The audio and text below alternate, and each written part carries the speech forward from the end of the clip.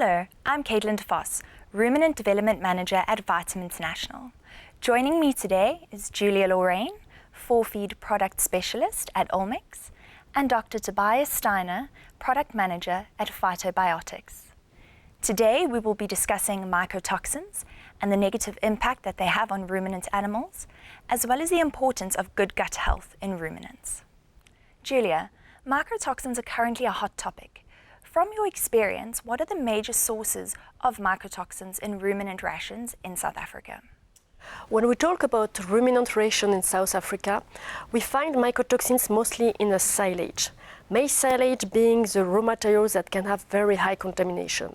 But we can also find mycotoxins in oat silage, grass silage, and we also have experience of mycotoxin in grass.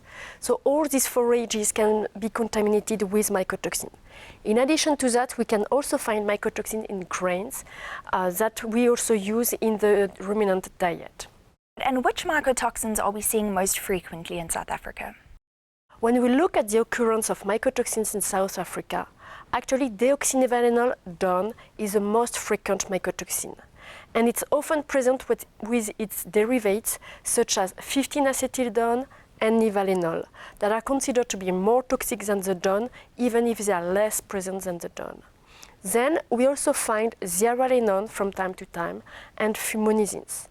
Other mycotoxins such as aflatoxin and ochratoxin are less frequent, but still we sometimes have aflatoxins that can be an issue for the dairy industry especially. And why should we be concerned about aflatoxins? Aflatoxin is an issue for the human health. In fact, this is the only mycotoxin that can be significantly transferred into the milk. The problem is that mycotoxin is very carcinogenic, and so it can be very toxic for humans and especially for kids who drink a lot of milk. Julia, how sensitive are ruminants to mycotoxins? We long believed that ruminants were not that sensitive to mycotoxin because they have a rumen. Nowadays, we realize that actually the detoxifying capacity of the rumen is very limited. And we realize that there's a lot of mycotoxin issue in ruminant herd, even if they have a rumen. So the ruminants are quite sensitive, and especially the milking animals. So Julia, mycotoxins are clearly a very real and relevant threat. What can we do from a management point of view at farm and feed mill level to manage our mycotoxin risk? As we said, we mostly find mycotoxins in silage. So the first step is to have a proper silage management. Then we strongly recommend to run mycotoxin analysis on your forage or diet in order to evaluate the risk on animals. Depending on the results of the mycotoxin analysis, we strongly recommend to use a wide spectrum toxin binder to protect the animals from the mycotoxins risk. Julia, lastly, the market is flooded with mycotoxin binders. How does one go about choosing the correct toxin binder? In fact, as we face polycontamination, it is very important to have a wide spectrum toxin binder that have the capacity to bind mycotoxins such as deoxynivalenol and its derivatives. We have a solution called MMIS that contains a technology that can bind deoxynivalenol, its derivatives, and all other mycotoxins to provide a complete protection to the ruminant. And this is very unique in the market, as most of the products are composed of clay that bind aflatoxin only and or yeast cell wall that can bind zearalenone. Then they are often completed with detoxifying agent, but most of the time there is no technology that can really bind deoxynivalenol and its derivatives. All right, thank you, Julia. Tobias, we know that in modern production systems, animals are exposed to various stresses and damaging agents such as the mycotoxins that we just discussed. We know that this can change the gut microbiota and also lead to excessive inflammation in the gut. But why is gut health so important in ruminant animals? Well, first of all, Caitlin, I think we should try and define what gut health really is in order to understand its importance. And that's not so easy because there's no dictionary type definition of gut health. But we may argue that gut health is based on 4 principles. The first one is an effective digestion of feed with a high absorption rate of nutrients. And the second one is a stable, normal commensal microbiota. And with respect to ruminants, this is of course of major importance when we think about the symbiosis of the rumen microflora and its host. And the third important parameter actually is the gut integrity or the gut barrier function, because as a matter of fact, the gut represents the biggest surface of the animal. Although being an internal organ, it's a huge entrance gate for stressors of any kind. And fourth, but not least, the gut has to fulfill an important immune function, as it is the most important and biggest immune organ in the animal. So having that said, I would conclude from this that solid gut health is an absolute prerequisite for animal health, performance, and finally animal welfare and the profitability of ruminant production businesses. And in ruminants, what are the particular challenges to gut health? Well, ruminant gut health can easily be disturbed by any kinds of stressors. The diet being one of the most important ones.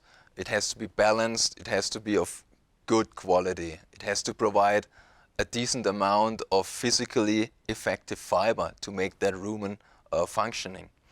But also impacts like heat stress, cold stress, or just handling the animals, bringing them together, can result in a disruption of gut health. And when that happens, it can really have negative downstream effects on performance, because inflammation can occur, and that compromises rumen health, and with that, digestibility and performance. Subacute ruminal acidosis is a common occurrence. Can you elaborate a bit on what is actually happening to gut health during episodes of SARA? Yes, SARA indeed is a big problem. It tends to occur in the transition phase, which is like 3 weeks before calving up until 3 weeks post-calving, because this is physiologically a very stressful period and feed intake tends to go down. With that, what's typically done is to increase the level of concentrates and grains in the diet, but that can alter rumen fermentation. And the cow has less rumination, less chewing, less buffering through saliva, and that can decrease the ruminal pH. With SARA, the ruminal pH decrease is not so much, but this is characterized also by a loss in body condition, and it makes the animal prone to inflammation. So we can see inflammatory reactions in the ruminal wall, and that has a lot of negative impacts. Well, furthermore, it appears that under more acidic rumen conditions, the uptake of substances like LPS, so lipopolysaccharides, or biogenic amines through the rumen wall is enhanced. So these substances enter into the bloodstream and put a lot of pressure on the liver metabolism, because they have to be detoxified. And finally, what happens is that from a local inflammation in the rumen, it turns into a systemic inflammation. That's why, for example, we can see somatic cell counts going up in the milk when there is an inflammatory challenge in that digestive system. And of course, small intestinal digestion is compromised as well. So clearly, excessive inflammation is not a good thing. What can we do to help manage this in feed? The first and most important part to manage this is to provide a balanced diet with sufficient fiber, but also, of course, with sufficient energy density. We should prevent stressful events, because stress can really disrupt gut health. And furthermore, there are recent technologies of feed additives, like from botanical origin, that can help to minimize the inflammatory response in the gastrointestinal tract. And tell me, do you have any studies on your product Sangrovit in these challenging conditions, such as the transition period or very high concentrate rations? Indeed, yes. We have conducted lots of trials with several university institutes in the past 5 or 10 years. One, for example, was made in sheep fed high-grain diets, which can trigger this inflammatory pressure. And we could clearly see that there was an inflammatory response in the rumen tissue. And when those animals were fed with a botanical compound, these problems were much less. So we can also find studies in dairy cows, like large-scale studies where we see on average 2.4% more milk production and more than 20% reduction in somatic cell counts in heat stress conditions, which are also known to be very challenging for these high-producing animals. Thank you, Tobias. And thank you again, Julia. I think the both of you have shared good information and have given us valuable insights into the topic of mycotoxins and gut health. This brings us to the end of today's discussion.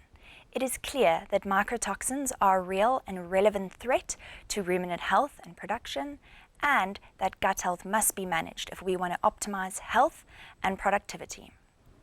Should you be interested in the topics of mycotoxins and gut health in ruminants and want to know more about our solutions, please feel free to contact our team. Thank you for watching. See you next time.